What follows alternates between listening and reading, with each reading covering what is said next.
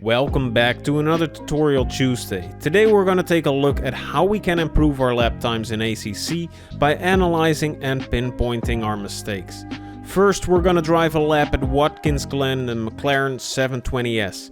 Then we'll analyze where we're making mistakes using the Track Titan platform, and finally we'll try to put our findings into practice when we try to improve our time in a second lap. Subscribe if you don't want to miss our weekly sim racing guides that help thousands of sim racers get faster, and now let's get on track. Alright, so here we are in the McLaren at Watkins Glen, and what we're going to do for this lap is we're just going to be driving it like normal, as if it were a race, using my normal racing lines, using my normal braking points, and we're going to see how quick I am that way. And then we're going to analyze this lap on Track Titan to see where I'm still making mistakes, where I'm losing time, and of course where I can improve. And there's probably going to be some easy points we can look at where I can improve a lot, but I don't know for certain where that is currently.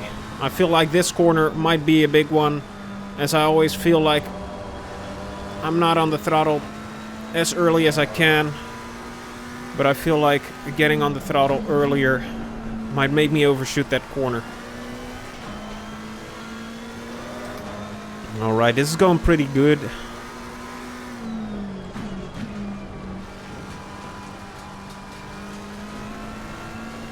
You gotta watch out here in this uphill corner. You're easily oversteering in uphill corners, and that one, because it's almost a 180. It is a 180, I think. You're easily spinning out there if you get on the throttle too much, so watch out there.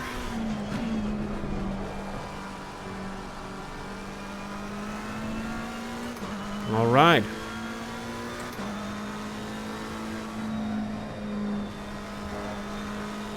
You gotta watch out here as well as not to invalidate your lap.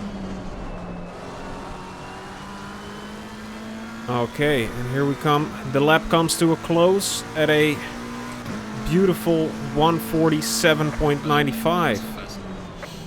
Alright, let's see on Track Titan what we can do better, where I'm making mistakes, and yeah, how we can improve. So when we come to the analysis, we see our first problem in turn 11 right before the finish line. In this racing line analysis, we see that we have a way lower minimum speed than the reference lap, and this is caused because we brake for too long and too early.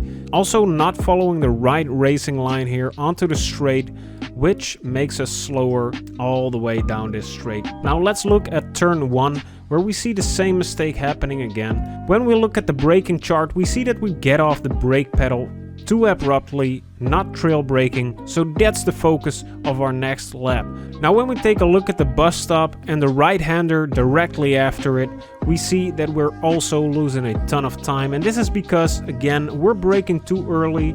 We see in this chart, the braking chart, again, that the reference lap is just starting to brake when we're already on the brakes for a longer time. And when we look at the right-hander after the bus stop, we see that we're fumbling a little bit with our throttle inputs, while the car on the reference lap is getting earlier on the throttle on full power and getting a faster, speedier exit onto the next bit of road. Now we come to the downhill left-hander, and we see the same trend when we check out the braking chart. Braking just a tiny bit too early, and again not trail braking through this corner, which is unsettling the car too much. And when we look at the throttle chart, we also see that because we get on the throttle just a little earlier, we experience understeer, and we cannot get on the throttle fully as early as the reference lap can, which means we're not as fast on the straight after this corner.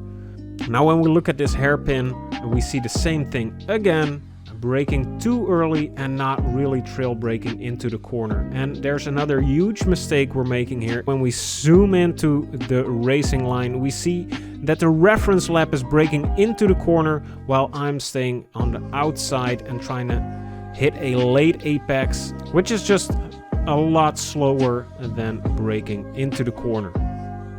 Now when we come to the next corner, we see the same thing, braking too early, not trail braking at all. Coming to the next corner, we're braking just a tad too early again, and we get off the brake pedal too abruptly. Now when we come to the semi-last corner, we see that there's no braking at all, so we're not doing the braking wrong this time, but we're actually getting off the throttle too early. As you can see in the racing line here, we're almost dropping 20 kilometers per hour beneath the reference lap during this part, which is just a big time loss and a waste. So now that we know that I can improve a lot by fixing my braking around the track, I can make that the focus of my next session, which will speed up the practice process significantly. And you can analyze your own drive-in on TrackTitan.io for free for a month when you use the sign-up code FASTERACC. Now let's head back out on track and see if we can put our findings into practice. So we're back out on track here at Watkins Glen, and we're gonna try to put into practice what we've just learned from our analysis. So we need to get this one right. Come on, baby. To get a good run onto this straight is vital for a good lap time, I would say. And we brake just after the 200 meter board. Oh yes, that felt great. A lot smoother than before. Just that trail braking that doesn't unsettle the car too much. Oh. Alright, now this straight, it went pretty alright in the earlier rounds.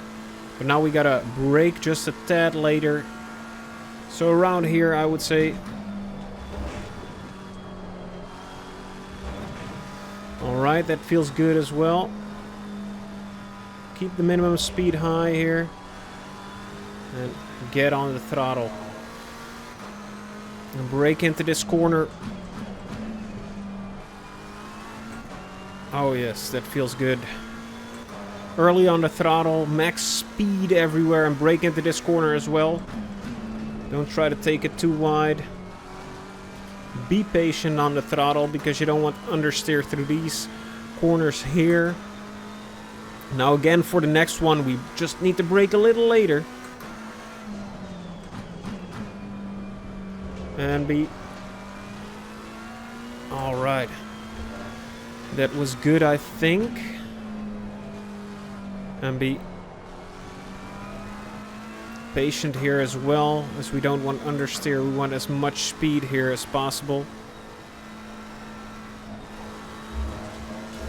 Just in the track limits.